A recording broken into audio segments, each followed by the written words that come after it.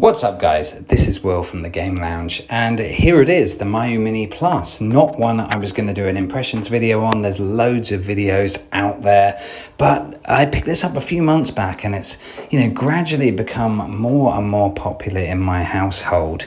So I wanted to share a quick video. So in the box you get the unit, a micro SD to USB card, and actually this works really well. I've heard people say they aren't reliable. I've had 3 of these and they've been great. And obviously the box and instructions, nothing interesting to see here.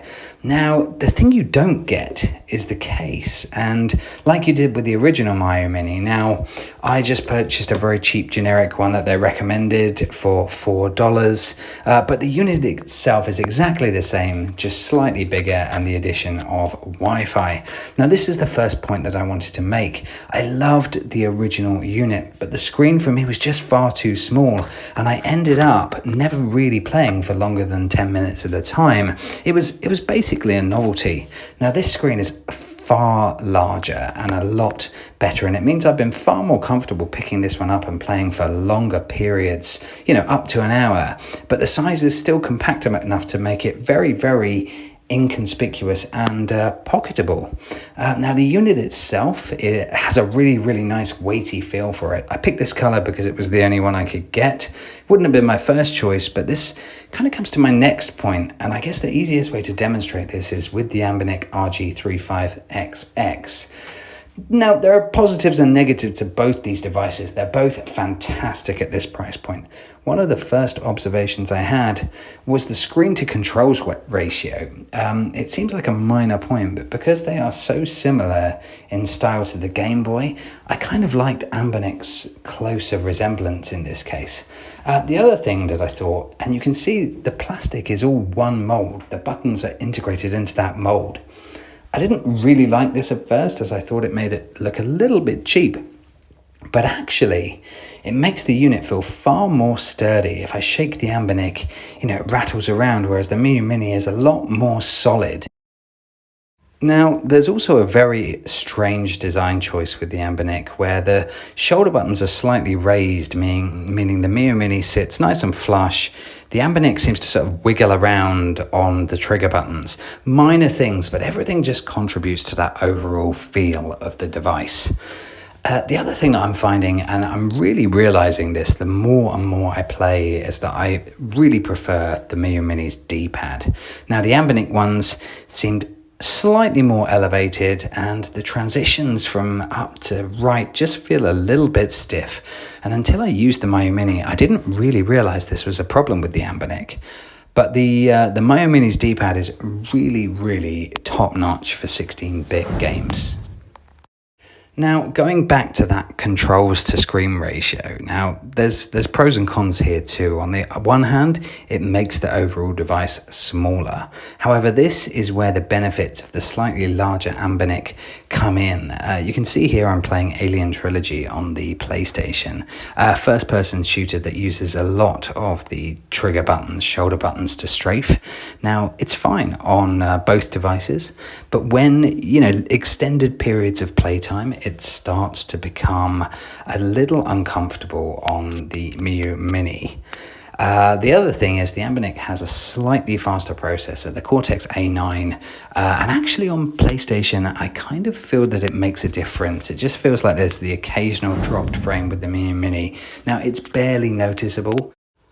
Now, like the original Miyoo Mini, I didn't bother with the stock OS at all. I immediately installed the latest Onion OS.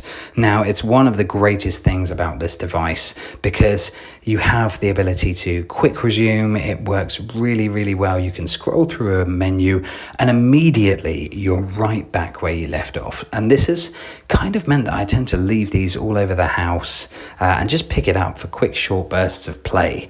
And the Onion OS has a hugely active community, and this really comes through on this device. I actually can't recall a time in my first 3 months of use where this has crashed. It's really, really a very, very stable system, and the community means the range of themes that you can get, extra apps, etc. is really, really impressive.